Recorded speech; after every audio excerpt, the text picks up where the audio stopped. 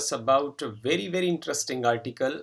This is the resolving power of a microscope, right? This is a very informative article. इसमें बहुत अच्छी सूचना आपको मिलेगी और साथ साथ में बहुत इंटरेस्टिंग और मज़ेदार लगेगा, आई एम श्योर. सो जैसे आपने रिजॉल्विंग पावर ऑफ टेलीस्कोप के बारे में पढ़ा है, हम same concept of resolving power हम माइक्रोस्कोप में लगाएंगे और इसमें हम objective lens of the microscope का चयन करते हैं. देखिए इसमें क्या होगा, in this case the object जो है it is placed slightly beyond F. आप डायग्राम में देख सकते हैं, इसमें जो ये हुआ आपका objective lens of the microscope और यहाँ आपने ऑब्जेक्ट को रखा हुआ. ये थोड़ा सा जो focal length of this convex lens objective lens से थोड़ा सा आगे रखा हुआ है. इसका रखने का कारण ताकि एक रियल इमेज बने at the image plane of this so that the real image is formed at the image plane at a distance v. okay, so हम जानते हैं कि जो मैग्निफिकेशन होती है, मैग्निफिकेशन का डेफिनेशन होता है size of the image to the size of the object और is equal to the distance from the image to the distance from the object. तो ये फार्मूला हम यहाँ लगाते हैं. Magnification m is written by, this is the distance from the image. You can see it here. This is the objective lens and this is the image plane. This is the distance from the image and f is the distance from the object. You can see here ये object plane है और ये जो distance है, this is the distance from the object. This we will mark this as equation number 1. Now as it is clear from the diagram, हम इस picture में चलते हैं. हमारे पास है OAC1. ये देखिए ये हमारे पास है OAC1. This is OAC1. तो AC1 जो साइड है ये है d/2 और ये एंगल है हमारे पास बीटा और ये साइड जो है वो f है. So from here you can calculate tan beta is equal to this. tan beta is equal to AC1 upon OC1. So that is d/2f. okay, so we can use it over here. This is equation number 2. तो यहाँ आप d/f की value निकाल सकते हैं. that is equal to 2 tan beta. अब यहाँ देखिए जो 2 tan बीटा है, जो 2 बीटा है, I mean 2 beta is the angle made by the objective lens at the focal plane of the microscope. ये देखिए ये वाला जो पार्ट है ये रहेगा 2 बीटा. ऊपर वाला एंगल भी बीटा है और नीचे वाला एंगल भी बीटा होगा. So this is 2 beta. I mean this part is also beta. This 2 beta. 2 beta is the angle made by the objective lens on the object plane, हम ये कह सकते हैं.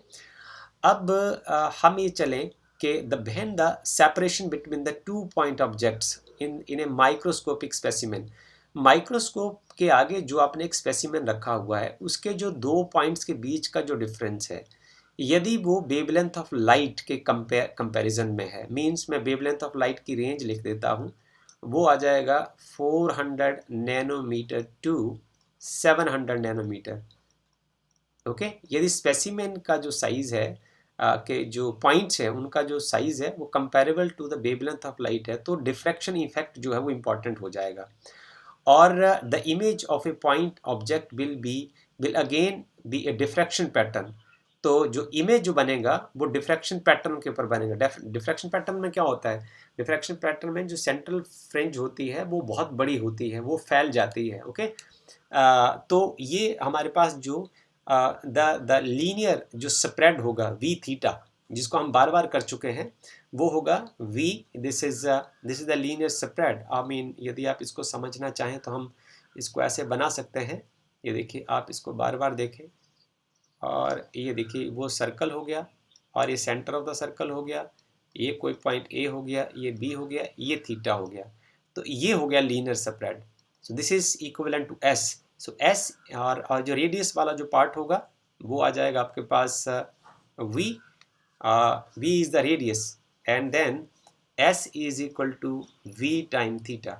Okay, so we can write that this is the linear spread. This is V theta. This V theta is the linear spread.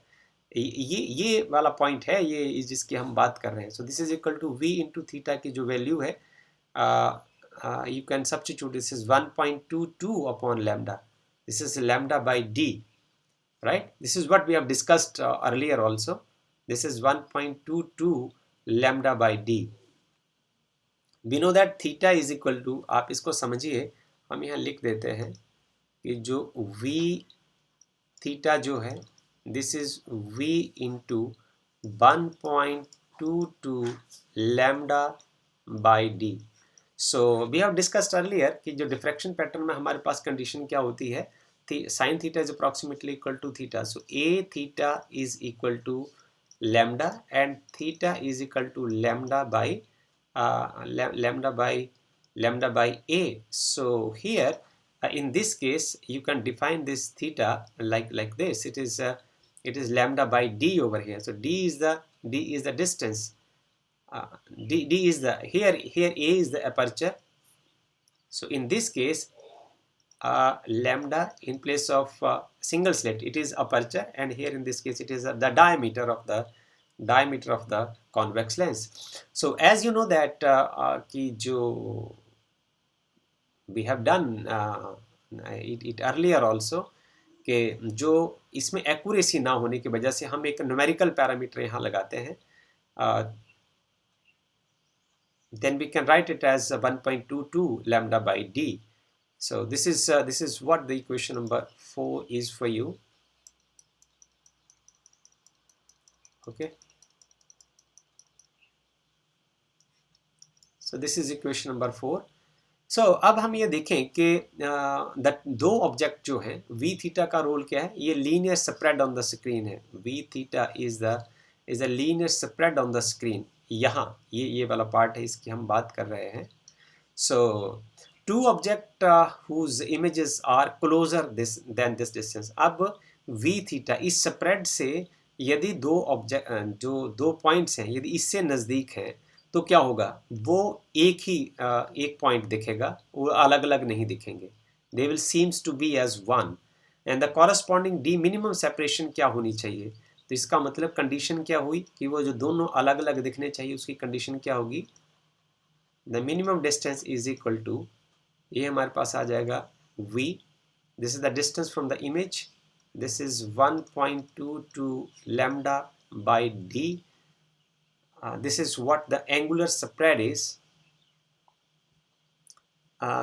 divided by the magnification. Okay, so we have defined the magnification. Now from equation number 1,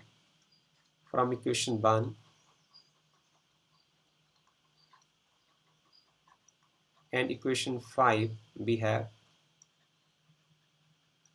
1 and 5 से आप लिख सकते हैं कि जो minimum distance जिससे वो दोनों अलग अलग दो पार्टिकल्स के बीच में, स्पेसिमेन के पार्टिकल के बीच में मिनिमम सेपरेशन कितना होना चाहिए, वो होगा v into 1.22 lambda by d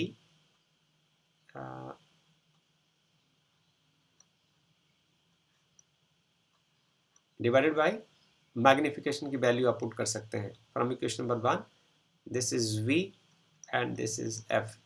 So v से v कैंसिल हो जाएगा and we are left with the d minimum is equal to 1.22 f lambda divided by d. Right? This is well, but we have found at the end. So this is equation number 6. But from equation number 6 and 3, from equation 6 and 3, from equation 3 and equation number 6, we know that जो d by f की value है, d by f is equal to 2 tan beta. आप इसको use कर सकते हैं. ये equation number 3 है. You can use this equation over here. We have the minimum separation, d minimum is equal to 1.22 lambda upon 2 tan beta. Okay, so this is equation number 7. अब हम समझें कि यदि मान लो एंगल जो है वो स्मॉल होते हैं, if the angles are very small, then you can write this as, आप उसको कुछ ऐसा लिख सकते हैं, d minimum is equal to, then you can write d minimum is equal to 1.22 lambda divided by 2 sin beta also, right.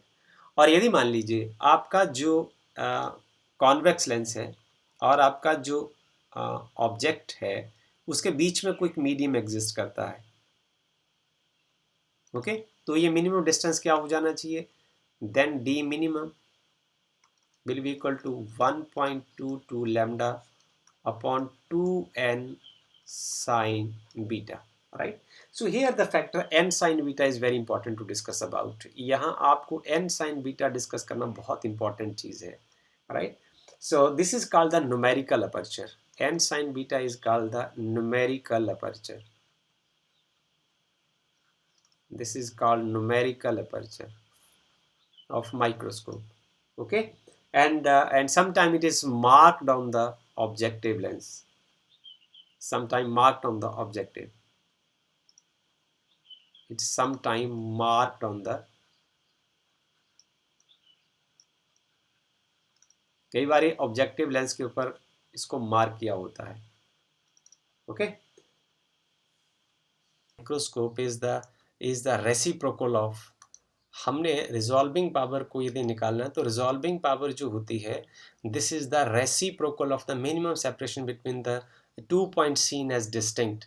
तो जो resolving power हम यहाँ लिखें कि resolving power is equal to resolving power of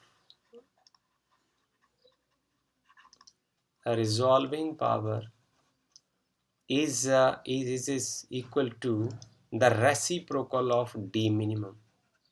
So this means we can write it like this, it is equal to 2n sin beta divided by 1.22 lambda, okay, so it could be written like this. हम यदि आगे चलें तो it can be seen from the equations. This is 10.30 of NCERT. So I can mark this this equation as they have stated is d minimum. This equation is d minimum is equal to 1.22 lambda upon 2n sin beta, okay.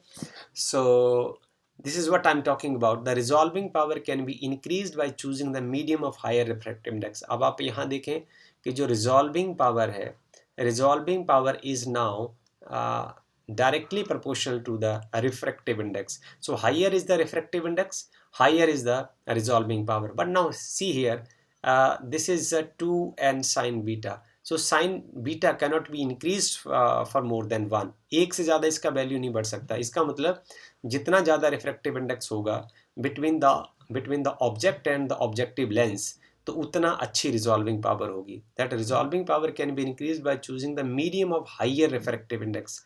अब आप यहाँ से इसी फार्मूले से सामने से इसका कंक्लूजन निकाल सकते हैं।